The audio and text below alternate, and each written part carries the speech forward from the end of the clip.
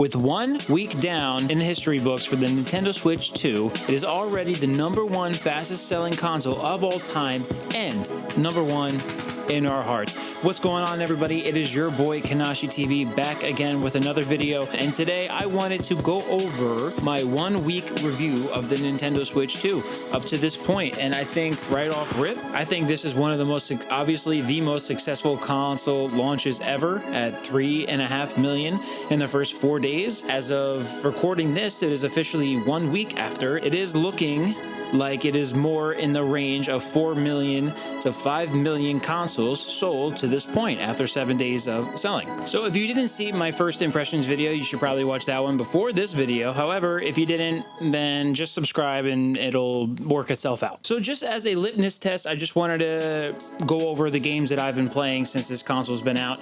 I have been playing a shit ton of Mario Kart World, and I did try out Cyberpunk, and I've been also dabbling into Yakuza 0, which is an Xbox 360 game that I've never played before, and I thought it was a good time to maybe get into it. So starting off with Mario Kart, I mean, that game could probably get its own review anyway, right? But Mario Kart, it's a great Mario Kart. The open world's a little lackluster. You're not here for a Mario Kart review, and if you are, let me know, because I can make you one. Sorry about the dog toys in the corner there, I just noticed those. As far as performance goes for Mario Kart, you can't get much better. I mean, it's smooth. Frame rate, it looks great, it's fantastic, there's a lot of detail. However, the biggest thing is, you might have heard, is the overworld is a little lackluster. First time they ever implemented an open world in a Mario Kart game, and that's to be expected, I guess. I mean, it's, what do you want in an open world in a Mario Kart game? It is what it is. I don't necessarily care too much. It's not a deal breaker for me. I still play it all the time, I still love it. But I'd give the Mario Kart a good, like, 8 to 9 out of 10, obviously with the open world being a little lackluster, but I'm not there to travel the world of Mario Kart. I'm there to race. I'm there to race and win. So after Mario Kart, I did pick up Cyberpunk, which is easily top 3, maybe even 1 game of all time for me.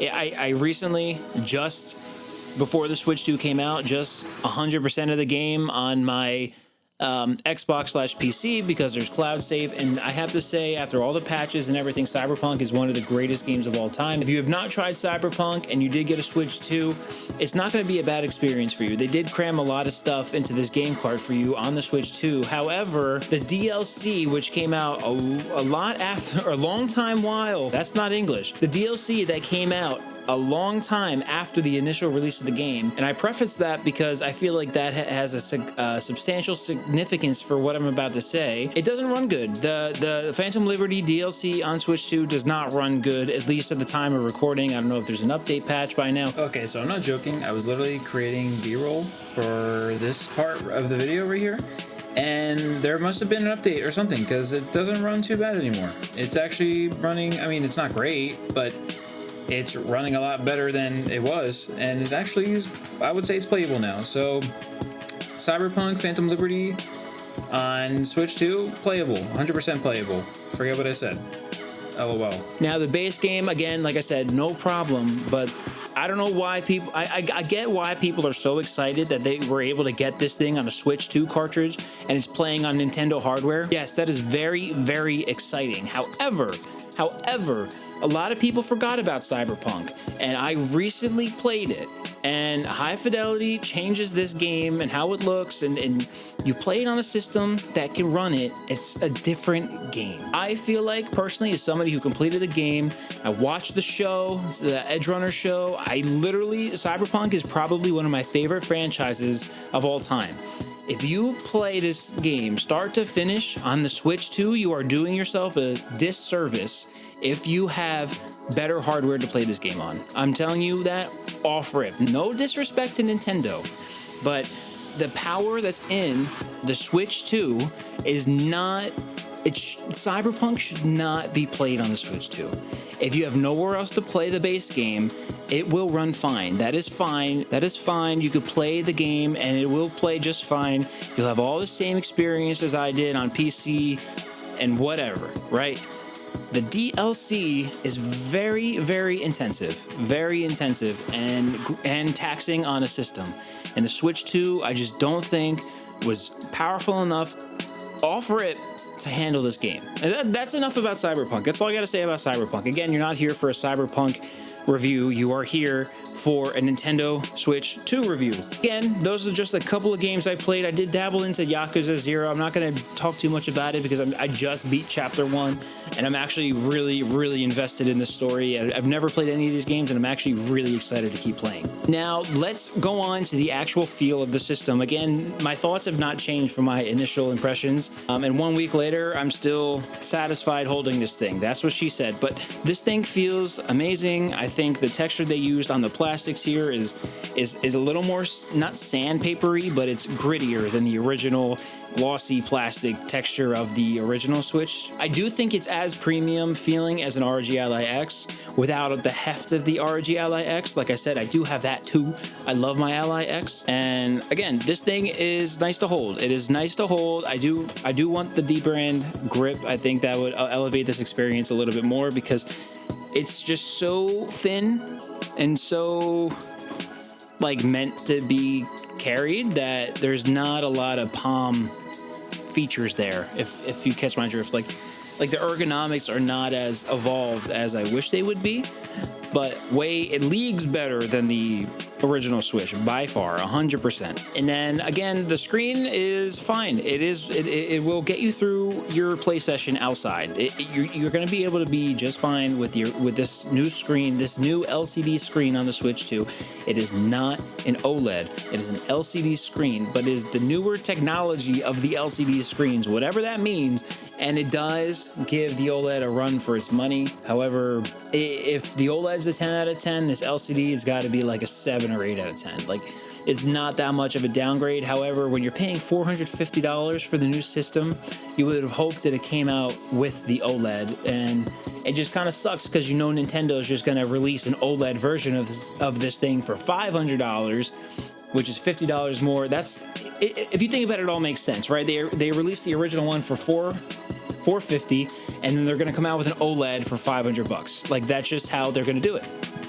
I'm calling it right here, right now. That's just what's going to happen in the near future. Maybe near future, like a couple years or so. Like the Switch OLED came out a couple years after the original Switch. You see, I do think we're going to get a bunch of variations of this console, and that's something to make note. Is a year or two down the line, we are probably going to be talking about a Switch 2 Lite or a Switch 2 OLED. We are going to talk about rumors like that, and it is going to probably happen. Moving on to the new gimmick of this generation for the Nintendo hardware this time around is the mouse feature, and I'm not going to lie, never used it. You just throw the skate on, you put it down, and you have a mouse on the screen. And I'm not really going to review the mouse part of it, even though it's the new gimmick, because not a lot of games really support it.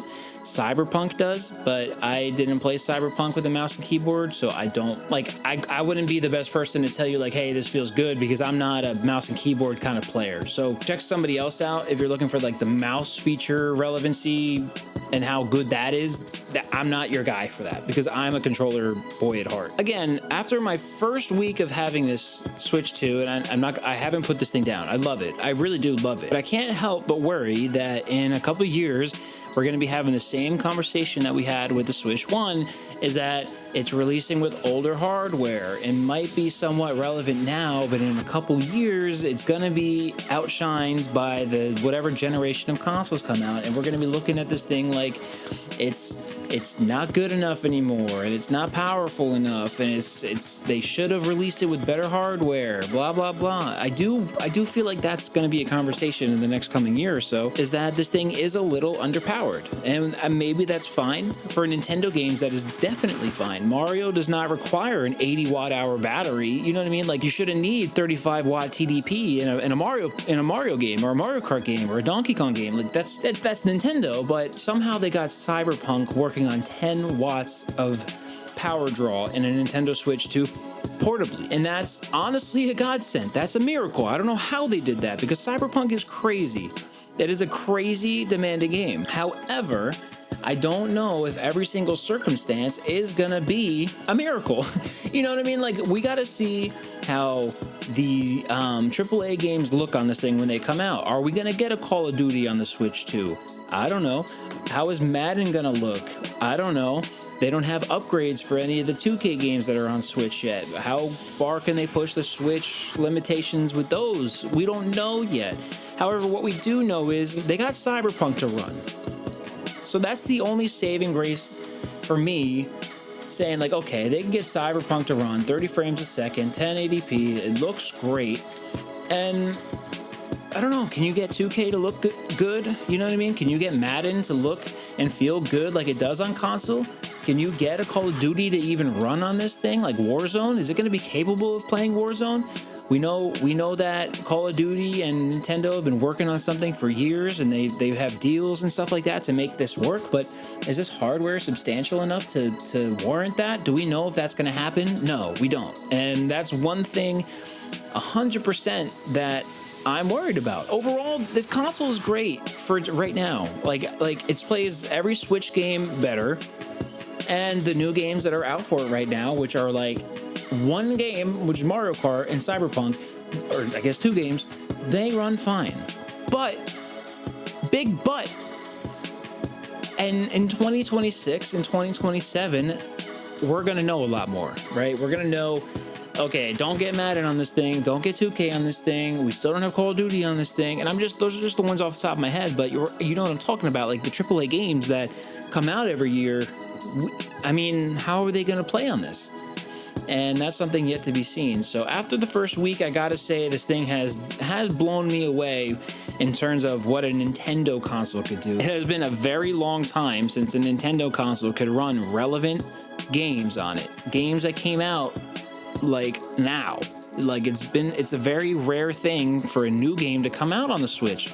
So now, going forward, what are we going to see on the Switch 2 game-wise? Well, the upcoming games that we have are DK, we have Madden, we have...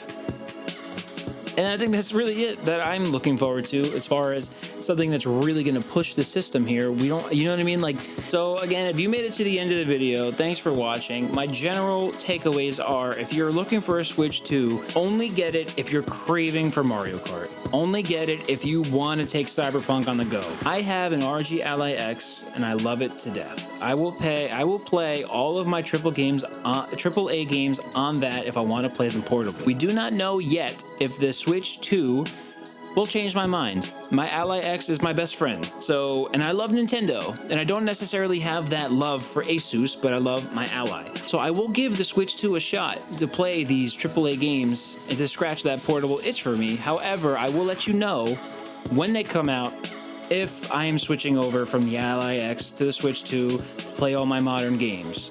So again, those are my general thoughts. Thanks for watching. It has been officially 1 week since the Switch 2 and I have not been able to put it down. And if you got the Switch 2, please let me know. Maybe we could play Mario Kart. Hit me up in the comments down below. Anyway, thanks for watching, guys. I will see y'all in the next one. Peace out.